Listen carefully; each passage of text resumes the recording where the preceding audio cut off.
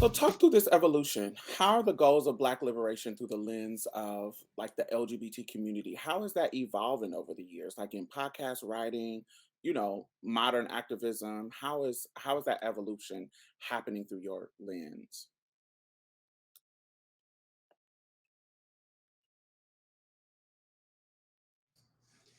I don't want to talk too much, but I would like to start if y'all are okay with Yeah. it. An example is, I've never met you, Miss Diamond Stylz, but I love your work. And I remember when The Root put out that video about trans women and the civil rights movement, and specifically the ways in which trans people are often left out of Black liberation movement work. And I've watched that video so many times and I've recommended it to so many people. And I find that for me, when I think about that evolution, I think, first of all, for me, it was incredible, just thinking about the information that you shared in the video, but then also the way in which it was presented. That I'm like, okay, I can't, like, the feeling that I get when I watch this is that Black people wrote this. And then often not just Black people, but that there are Black queer and Black trans people in the room that I can tell helped to produce this because of how it was presented, and also because the way in which the story was told. So when I think about evolution, I think, 10 years ago, I could have never have thought to go to YouTube and I could see a video of Black trans people being centered and having their own stories of organizing and movement work being presented in a way that was not kind of like centered in the trauma of the oppression, but was centered in the, hey, I know that I'm worthy of liberation. And not only that, but here's some life lessons that I kind of want to share with people broadly, and anybody can have access to it. And it's not something that exists behind a paywall. So I think when I think about evolution, I think about access and I also think about visibility, but then who is sort of like leading that visibility, who's producing it, who's writing it. Mm. Yeah. To your point, Mackenzie, and I also don't want to talk too much, so Diamond, catch me if I'm talking too much. But I was gonna say, I think to your point, Mackenzie, so not name dropping, but I think it's really cool, working for Edith Productions, being the executive assistant to Coleman Domingo, it's really cool to see that there are characters that are being created in television shows that show the nuances of queer people, right? So you have Coleman's role on Fear of the Walking Dead, where not only is he queer, there are all these other things that are going on. And you can tell that there's this intention around a lot of the characters and ideas that are being created. I know for myself, the other thing that I think, when we're talking about the evolution, to see that there are so many queer Black creators that are actively calling people to the carpet, right? So, we have oh gosh, I'm thinking Brown. I can see her last name is Brown, but I can't say the first name. But ultimately, the we have, so I'm just saying where there's so many trans people that are ultimately challenging the way that we talk about queer liberation online and offline. There's just so many different ways that I mean, even thinking about podcasting, right? So the Read is a great example of what is being done, right? They are literally laying the foundation for other podcasts to follow. And so when you really talk about the evolution, I think there's a certain type of voice that Black queer people have in both on and off social media that I honestly didn't even see maybe even 5 years ago, if we really want to be frank. Mm. Nick?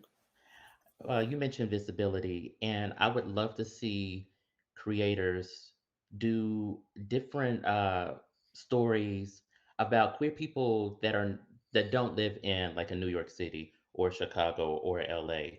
Go to maybe the country. Come to maybe uh, Kentucky or Indiana or Ohio. See how there's so much queer history here and queer visibility that I think it gets overlooked so many times.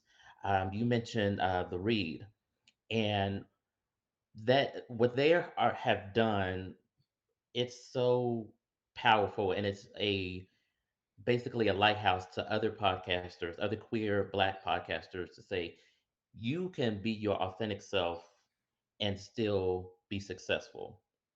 And also, I think we're looking at just TVs and movies, but there's so much queer representation in video games. We could do comic books, we can do cartoons with Steven Universe, with Young Justice.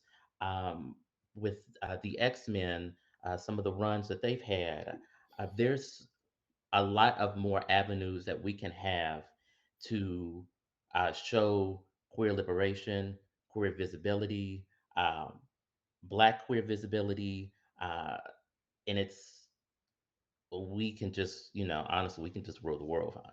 Mm. And then when you think about that, I remember when I was starting making content. This is back in like 2008. I was a YouTuber and just looking for things that kind of represent me. And I didn't see any black girls on there talking about black trans girls talking about their experience. And a lot of times, because I had transitioned in like '95, a lot of times.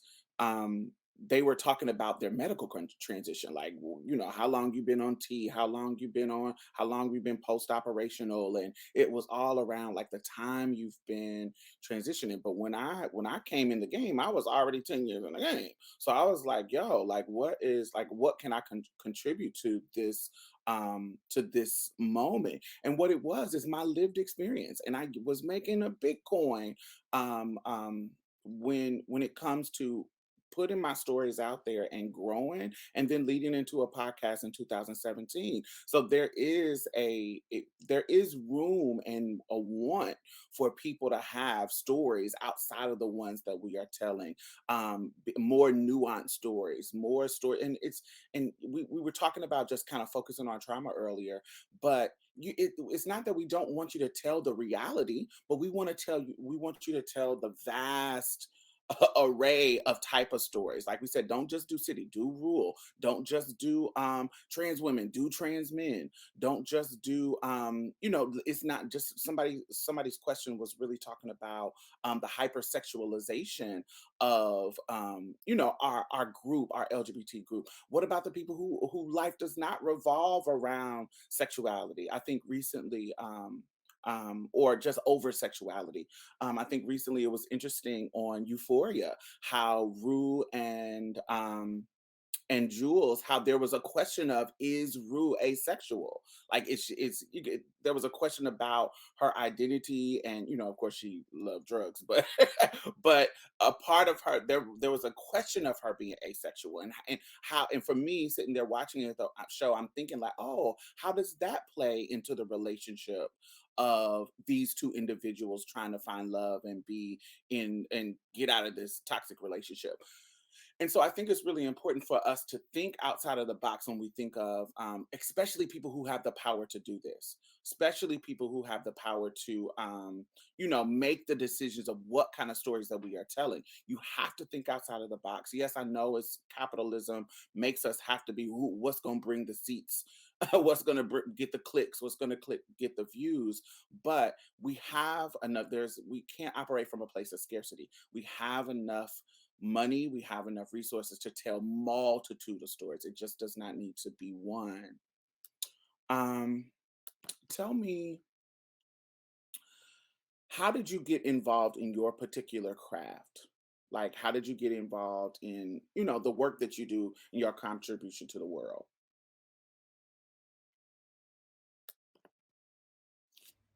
I'll go first.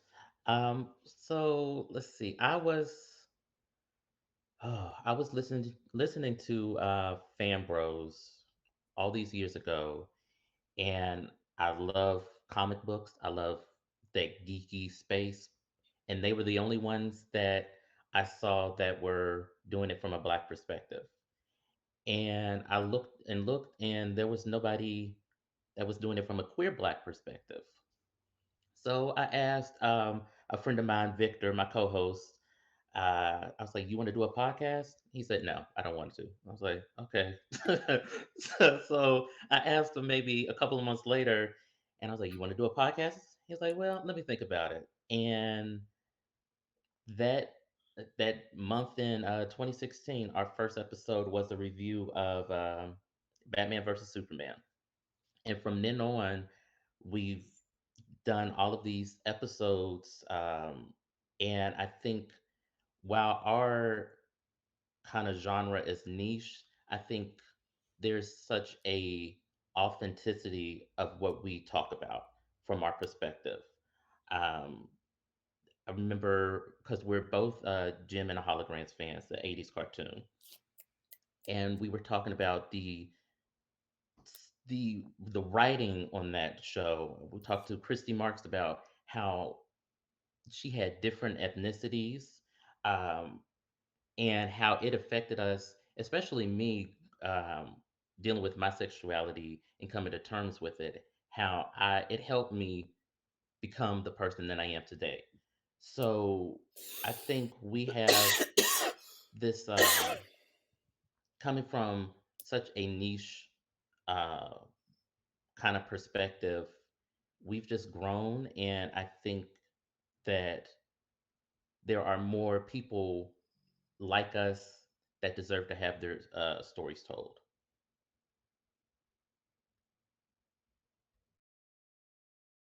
Mackenzie? I was hoping Dr. Paul would go before me.